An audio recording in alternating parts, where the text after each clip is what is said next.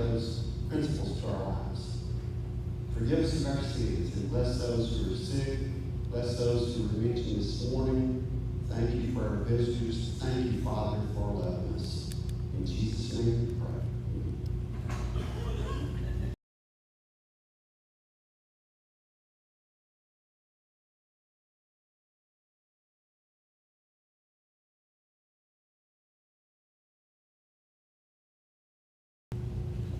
Just getting some logistics straightened out.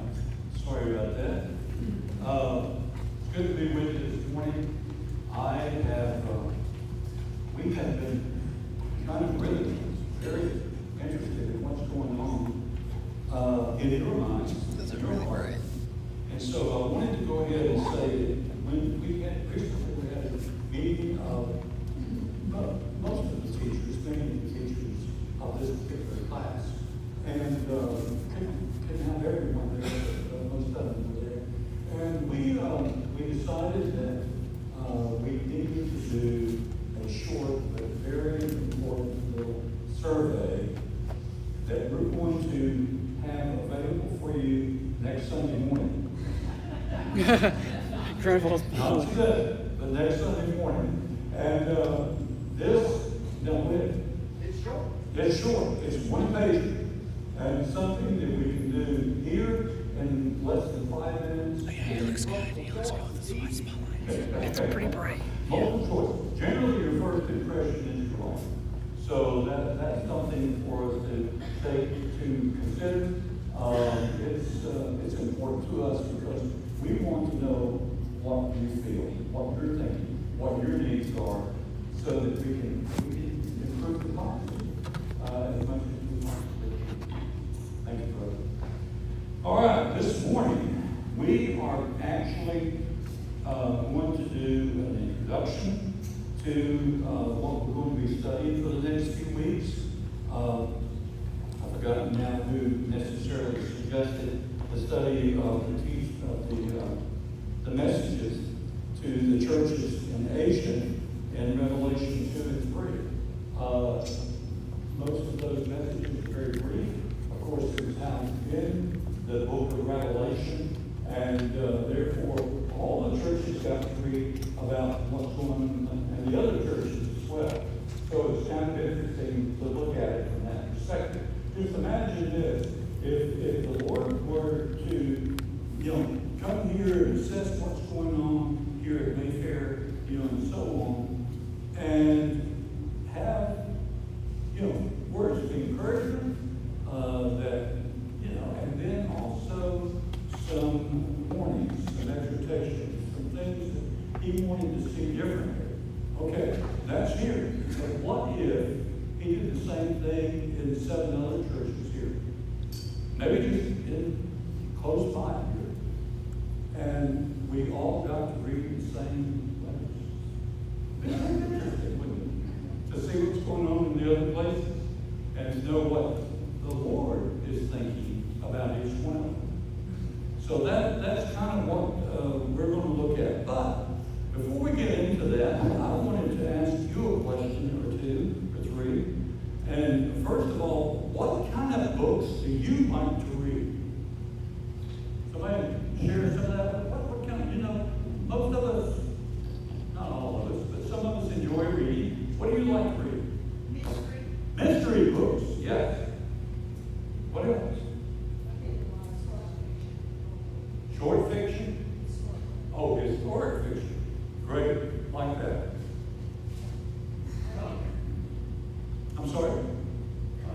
Comics for it. If Dave Thompson is here, he's not as, he's got about 1,000 of them at his house. And I think it's interesting to have that many comic books.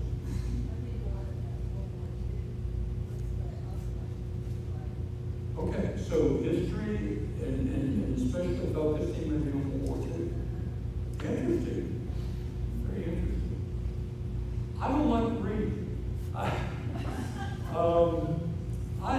There's reasons for that.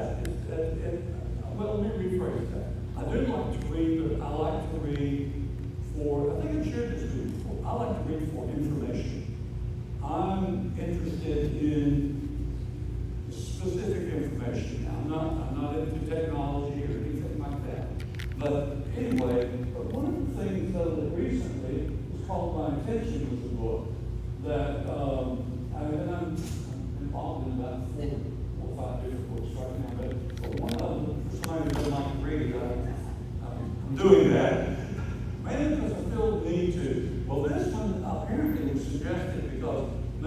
thought I would enjoy this. The name of the book is A Well-Lived Life. Any of you familiar with that? A Well-Lived Life. By Dr., I forgot his first name, McGrady. Dr. McGrady is a very interesting person. She's 103 years old. And she has a life plan for the next 10 years. Is that optimistic or what? She's still riding her bike every day. By the way, it's a three-wheeler, bicycle bike, but full size. And she walks 2 to 3 miles every day, often within her home, and uses a walker. But anything that many miles every day. But it's just a fascinating book. I mean, and what she listed here, and because people have asked her over the years, what are your secrets? She talks about her 6 secrets of living a well-lived and long life. And so I just thought you might be interested in that. Another question.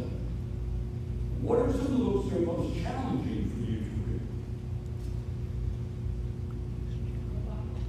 The Bible? Yeah, it can be. That's the reason I read all these other books, too, trying to figure out some things there. Yes, ma'am. James Pitcher books, but it's so detailed that I get lost in them. I don't like reading books or even pamphlets. Like we've got an issue going on our refrigerator right now. Thank goodness Donna doesn't mind reading all the instructions. I'm not an instruction guy. I kind of fly by the seat of my pants and try to figure it out on my own. Most times it doesn't work, but it sometimes does. What about the rest of it? Any particular book you don't like to read? Or the cycle book? Huh? Yeah. You knew what I was going there, didn't you? Couldn't say yes. There are reasons why we don't like it. We have to stay away from Revelation in the study.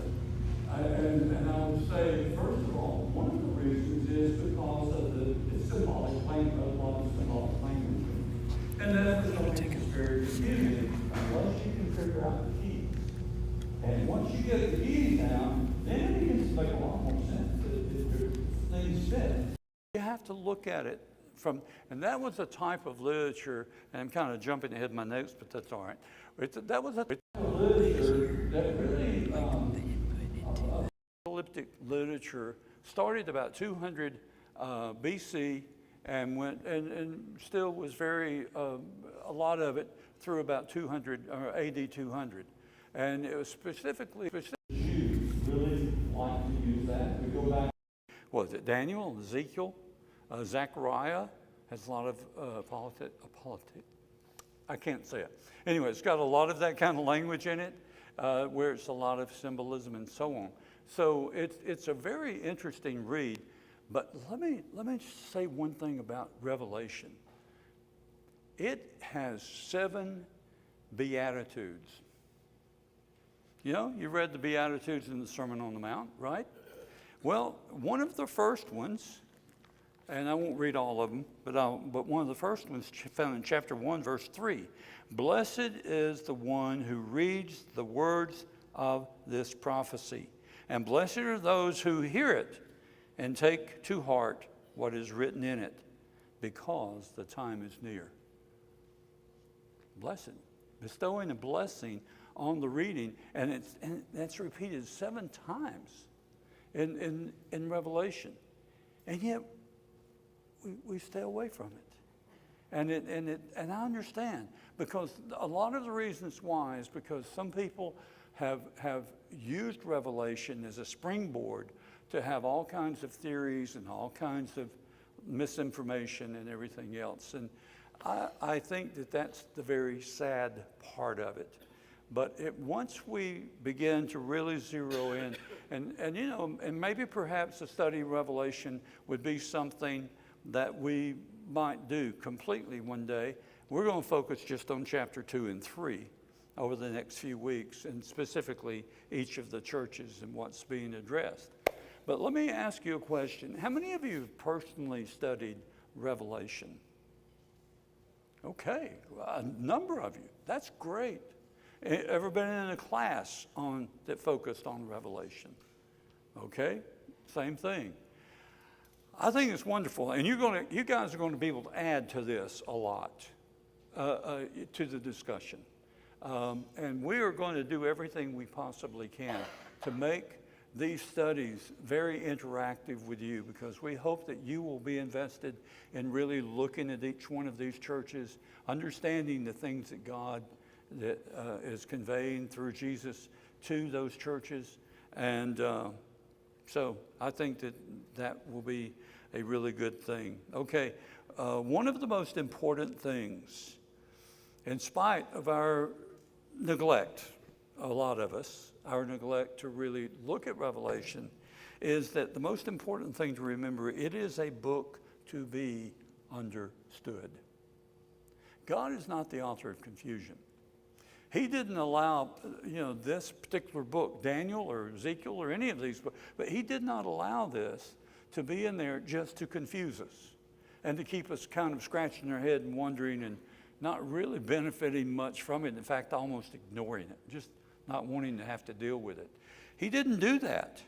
But yet, it's a book to be understood. Why? Because God does want us to understand this. By the way, apocalypse has come to mean something entirely different today.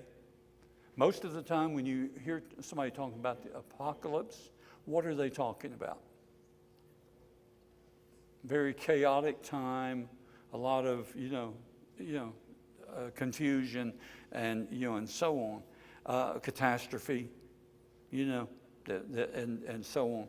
But that wasn't what the word really means. Actually, the word apocalypse means revelation, disclosure, or uncovering. It's unveiling. It's uncovering a message, a something that God really wants us to know, to grasp.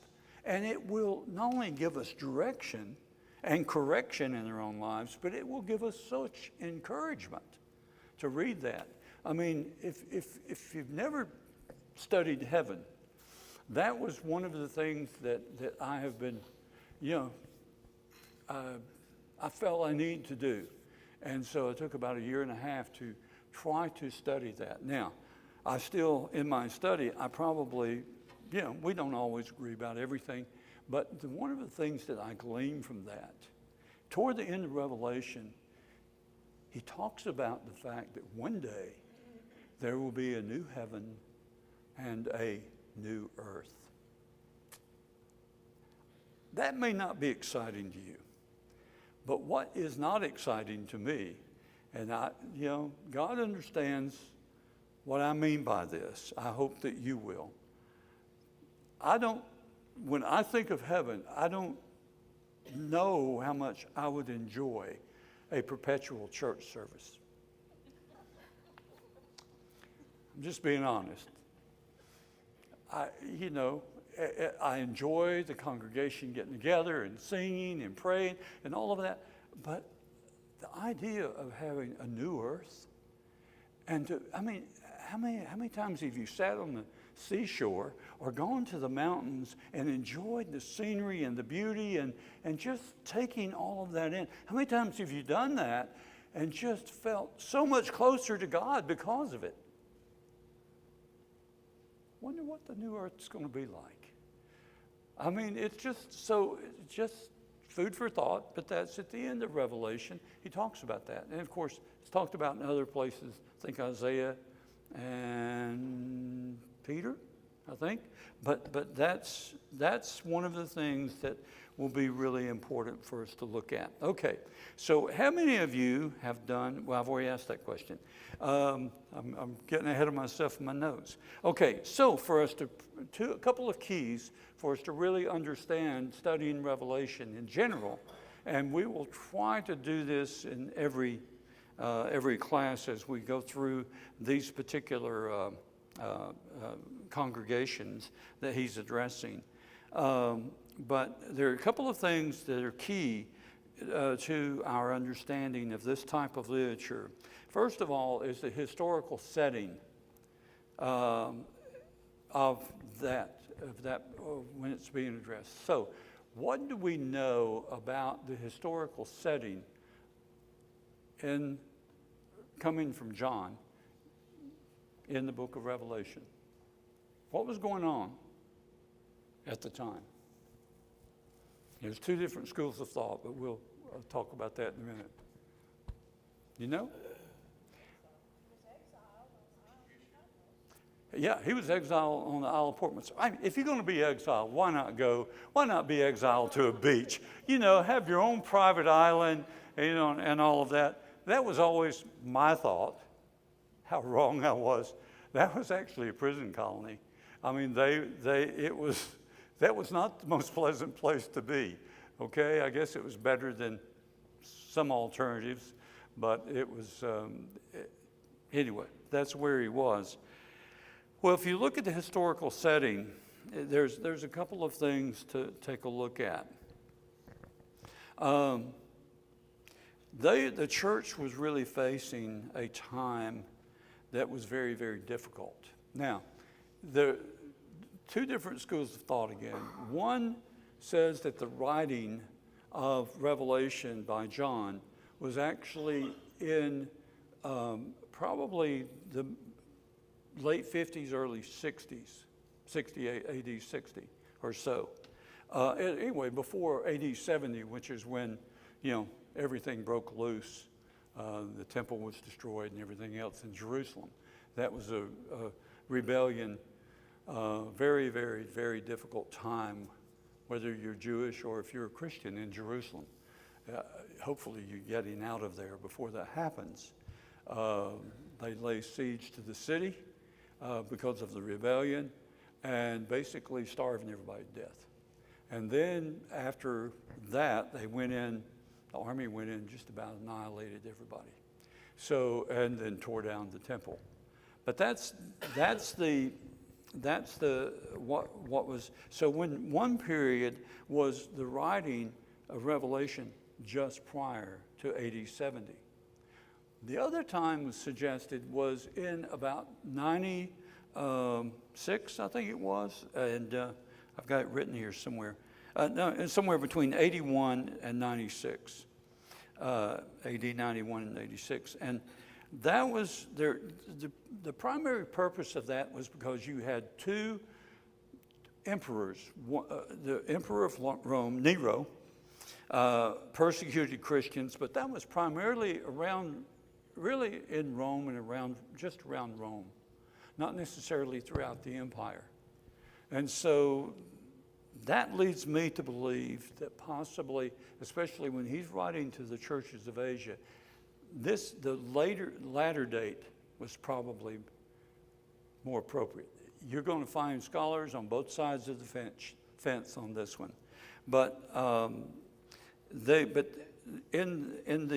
Nero's reign was from AD 54 through 68, and it was really right toward the end of his reign when he began to do this. Now, the second one, if I think I'm pronouncing this correctly, is Domitian, and in AD 81 through 96 was his time frame. He had a little different thing in mind, and that was he wanted to be known as Lord and God. He got the Senate to actually bestow deity on him before his death. Most of the emperors, after their death, they would bestow, they would bestow deity on them. And so, but he was a little different. He wanted it beforehand. And and what he was trying to do was to go throughout the entire empire and not just around Rome itself. And that's, again, probably for one of the reasons why it was so important. You remember there's a scene in The Chosen where Matthew was before, and I forgot his name now, Anyway, Matthew was talking to them, and anyway, the guy was really arrogant and kind of blowing him off and everything. But then he made this statement, Matthew. He said, this is in The Chosen, conquest is not just conquering nations, but imposing a way of life. You remember that scene? Any of you watch The Chosen? But anyway, in that particular scene, obviously it got everybody's attention. But think about that. You can have military power to conquer nations. But what about imposing a way of life? How do you do that? How do you get a people to really buy into the nation, buy into what's going on? I mean, to where they're not passive, but they're very much loyal and dedicated to what's going on. Well, the way you do that is you've got to capture their heart. There are 3 levels, there are basically 3 levels of things, 3 levels of unity in a particular nation or in organization or anything. The first one is acceptance. That's level 1, that's the lowest level. And that's when we generally follow leadership without protesting, but we're very passive. Hey, that's what they want to do. I'm going to pick on the elders here. If that's what you guys want to do, fine. I have no qualm with that. I'm not going to protest that. That's within the church, but within the nation, be kind of the same thing. We kind of take a very passive approach to it. So that's called acceptance. The next level is agreement. That's the second level. People agree with the leadership and support it outwardly. Okay? Third level, and this is the highest level, alignment. In alignment, the alignment with the people in their hearts. When I'm doing couples therapy, one of the things that I talk about with the couples is unity. That's one of the things that's very, very important for a husband and wife, to be unified in their relationship. That doesn't mean they're going to passively just let one of them, the male or the female, make all the decisions, do all the stuff, and they just kind of passively go along. That's not alignment. Basically, what in a relationship, this is where the two of them align their hearts with one another. I have couples do a thorough assessment of value clarification, where they really look at what's most important to them, and they both share that with one another, what their beliefs are, and they share those beliefs, what their life goals are, what gives them a sense of purpose and direction, where do they want to go, what do they want to do. It's kind of, I guess, what we're going to try to help with the survey in here. But where do you want to go? And so really alignment is two people aligning their hearts. Well, that's exactly what will create unity. That's what the Romans were trying to do at this particular time. They set out to have, what was going on in the empire. They long sought a means of unifying its wide range of territories and very diverse people. That was what they wanted to really focus on. As I said a while ago, military power could conquer, but winning the hearts and loyalty is the only thing that creates a true sense of unity. And one of the many attempts to achieve this purpose was involved in the use of religion. So, all right, in the Pantheon, we're going to have all the gods represented in there, right? Then you've got all the emperors who've passed, and they are deified.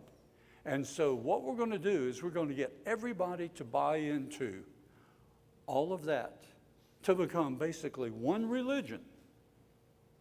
And that will grab the hearts of the people, and they will be engaged in that. And from that, we're going to be unified as an empire. Because military conquest wasn't getting it done. We know that. You know, we can see that both historically, but also from Scripture. We learned that as well. What do you see the problem being with that? Yes, ma'am.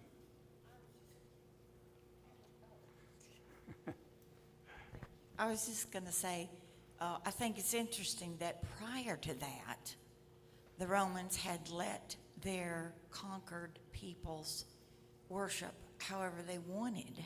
Uh-huh. They were letting them, you know, the Jews still be Jews and have their religion and all that. And that wasn't, of course, you said when Domitian came in, then he wanted more power, more loyalty. And, you know, the thing, allowing them to have their own religions and everything seems like that would keep things settled down. And in fact, it would accomplish acceptance, that first level that I was talking about of unity, which is really a very passive well, they weren't satisfied with people being passive. They truly wanted them to buy in to the whole Roman Empire. We are great.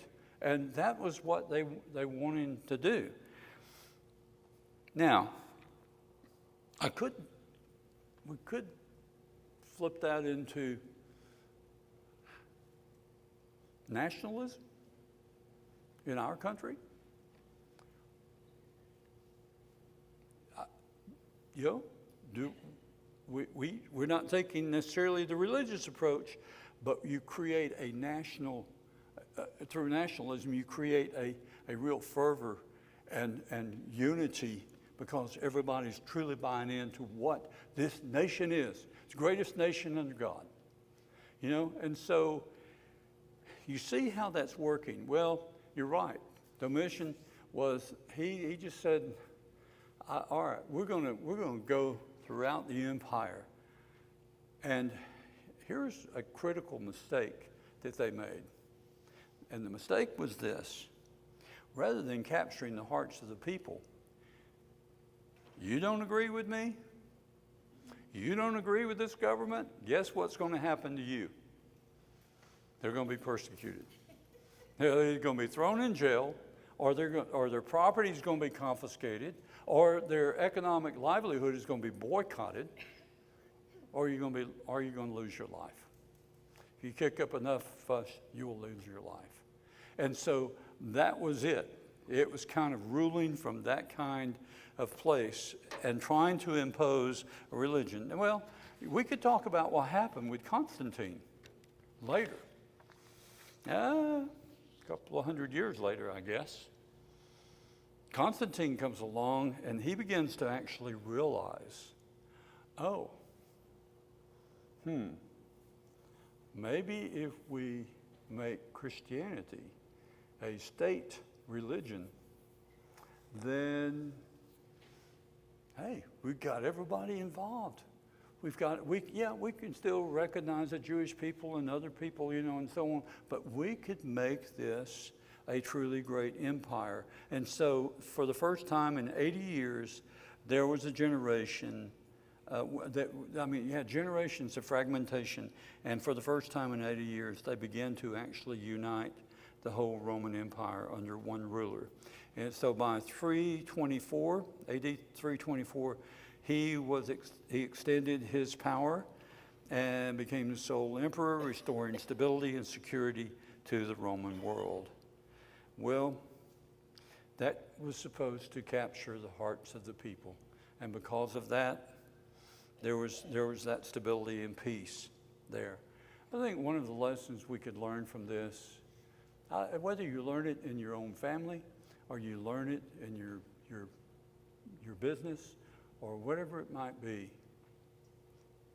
church, application, whatever, alignment does not come through power and control. In a lot of relationships, I see people using power and control, and they call it unity. And it truly isn't. And then the next is through any form of domination. One person dominating another one. Of course, that goes back to the curse. We talked about that before. You know, he will rule over her, and then she will, you know, basically try to rule over him. And that power struggle is what comes as that. And then, of course, it's another thing to be passive. Okay, so those are some of the things to think about when you look at the historical context of what's going on here with Revelation. The second one, the other key is to understand apocalyptic literature in general. And like I said, this is not the only one. This is kind of the capstone. This is the end of this, but yet it was used in Judaism before, you know, and so on, with Daniel, Ezekiel, Zechariah. The literature tends to appear in times of extreme difficulty, by the way. That's generally when you see this type of literature appearing. And what they're trying to do is to convey an optimistic message during times of extreme difficulty. So the general theme is God is the ultimate control of history and fully capable of bringing people and events to his desired end. That's what's going on in this particular literature, and that's what he's trying to convey. Now, typical features of that is, again, it's often reflected in the dark times in human history. It also personifies good and evil in a situation of conflict. It is pictured or predictions are made about the outcome of a struggle. And then the message is made known through visions. These are just characteristics of this type of literature. And then one other one that seemed to be common with all of these. Well, there's 7 of them in all, but these first 5 are most common in Revelation, book of Revelation. Okay, and so common symbolism is employed. I'm just going to give you a few things, just for your, I started to say entertainment purposes. It's not really that. Just for your information. Okay, domestic animals, God's people. Wild beasts, evil forces. Numbers, like 2, sometimes strengthened. 3, divine number. 4, world that men inhabit. 6, imperfection. 7, perfection.